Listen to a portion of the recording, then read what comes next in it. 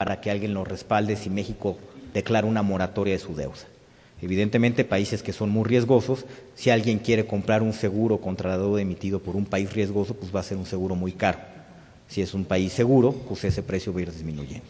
Y vemos cómo México pues, se ha comportado bastante bien en este indicador. Tuvimos un pico muy fuerte pues, en el peor momento de la crisis, pero después hemos venido consistentemente declinando. Los CDS de México se cotizan casi igual, un poquito más barato, pero casi igual que Brasil. Tenemos un riesgo país también muy inferior a muchas otras economías emergentes. Es decir, México es un país que no tiene un riesgo país relevante.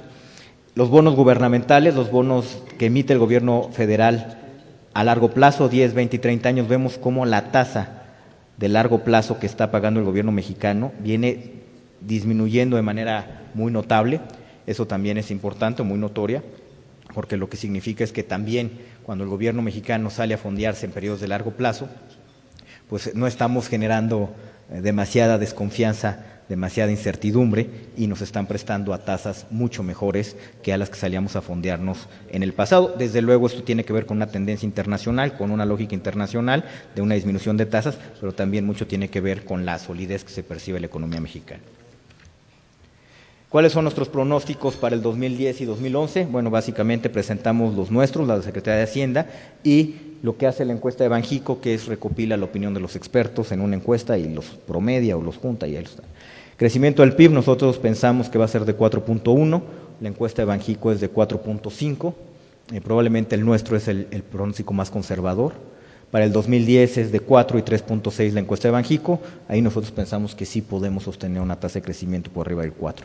La inflación es del 5%, 4.6 la encuesta de Banjico, y disminuyendo para el 2011 a 3 y 3.9, es decir, la inflación que fue una preocupación central al inicio del año, donde pues sí hubo una reforma fiscal que incrementó impuestos y que incrementó precios, el incremento en las gasolinas y mucho se platicaba de esto, bueno, pues no ha tenido afortunadamente un impacto inflacionario y la inflación está corrigiendo a la baja y está dentro de los umbrales y dentro del margen, los intervalos establecidos por el Banco de México.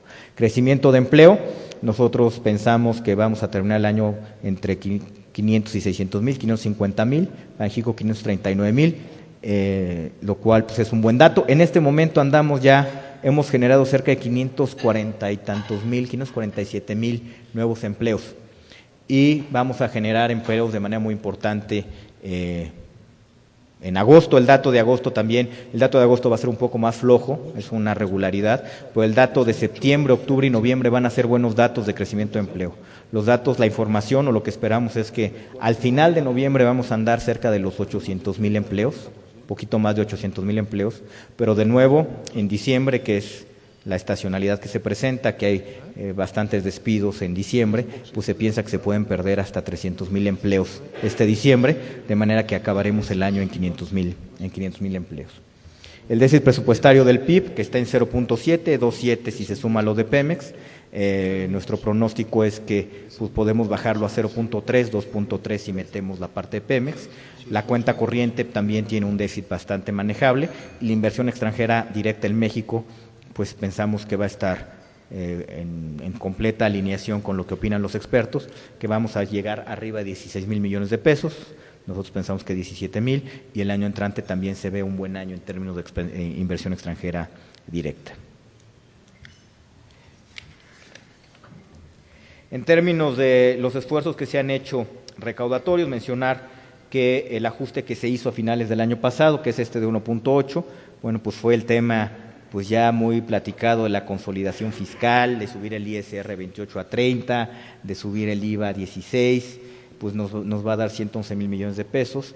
Medidas de eficiencia en la administración tributaria son 20,000 millones, incremento en precios del sector público va a dar 25,000 millones, reducción en el gasto programable, es decir, reducir gasto operativo, gasto en servicios personales del gobierno, son 70,000 millones de pesos, lo cual nos da 226,000 millones, 1.8 del PIB.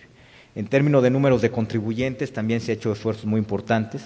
Vemos cómo pues en el último periodo hemos aumentado la cantidad de contribuyentes en 6.33 millones, que es este dato. Vemos un crecimiento. Si comparamos el número de contribuyentes que había en el 2003, pues no llegábamos ni a los 15 millones y ahora andamos ya muy cerca de los 35 millones y también ha habido un avance notable en los últimos años en esta administración para ampliar la base de contribuyentes. Los ingresos tributarios no petroleros, se inició la administración con una recaudación de tributarios no petroleros de cerca del 9 del PIB y en este momento pues vamos a terminar el 2010 poco arriba de 10% del PIB, que es decir, hay un incremento de 1% del PIB en términos de incremento de la recaudación tributaria no petrolero, lo cual pues también es un buen dato. Y vemos cómo pues, ha mejorado sustancialmente. En 1995 recaudábamos de tributarios no petroleros pues poco más de 7.5% del PIB. Es decir, andamos por aquí y se ha venido aumentando de manera muy consistente. Yo creo que aquí es relevante algún comentario con respecto a la necesidad de una reforma fiscal. Desde luego que es fundamental una reforma fiscal que fortalezca nuestras finanzas públicas, pero yo creo que también hay que poner en perspectiva cuál es la pregunta relevante. Si nosotros comparamos este dato con países con un nivel de desarrollo parecido al nuestro, es decir, ¿cuánto recauda de ingresos tributarios no petroleros el gobierno central de un país? En la comparación no salimos tan mal. Si comparamos cuánto recauda un gobierno central y le sumamos además sus ingresos por conceptos petroleros, ¿no?, que en otros países sí se suman, pues muchos cobran royalties, cobran impuestos a industria petrolera privada. Si lo sumamos y nosotros también sumamos lo que recaudamos por concepto de derecho petrolero, México tampoco se ve tan mal. Evidentemente no somos de los más fuertes, pero tampoco nos vemos mal. Pero si comparamos la recaudación total de los estados, es decir, de todo el país, con respecto del PIB, México se ve muy mal. Y la diferencia es que cuando agregamos lo que recaudan estados y municipios, México tiene una recaudación profundamente débil y otros países tienen una recaudación local bastante sólida. Entonces, sí hay que hacer una reforma fiscal, sí hay que pensarla muy bien, no podemos tampoco volvernos o que tenga un impacto en competitividad, pero donde está la pechuga en aumento de recaudación tributaria son en impuestos locales en estados y municipios. Vamos a suponer que ahorita, y es hipotético, no nos van a decir que ya salí, dije que vamos a subir el IVA y demás.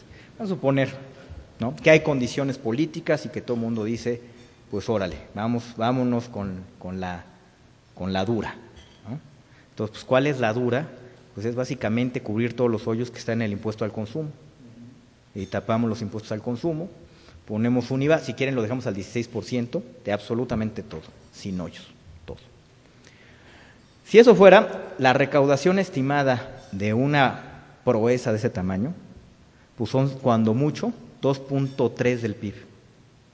Podemos sumarle los 2.3 del PIB, que no nos caería nada mal, no nos caerían nada mal en términos de recaudación y de focalización de gasto, nada mal nos caerían.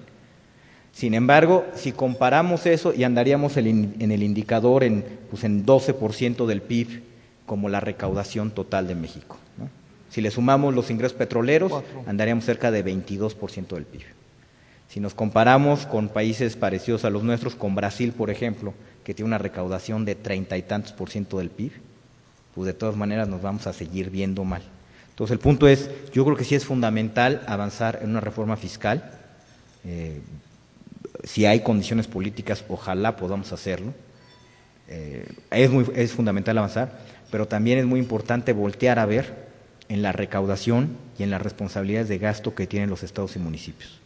Si no fortalecemos la capacidad recaudatoria de los estados, nunca vamos a poder fortalecer la capacidad de recaudación de todo el país. Y si no les transferimos también responsabilidades de gasto importantes, pues tampoco vamos a poder salir adelante.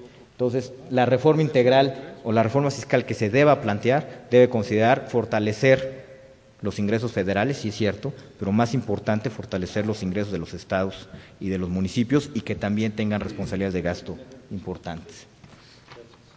Ahora, ¿qué hemos hecho con Pues básicamente con este punto del PIB que incrementamos la recaudación, bueno, pues se ha invertido básicamente en seguridad pública. Seguridad pública del 2006 al 2010 tiene un crecimiento de 43%. Se ha invertido en desarrollo social, donde tiene un crecimiento de 30%, y aquí estoy metiendo seguro popular, oportunidades, programas de empleo,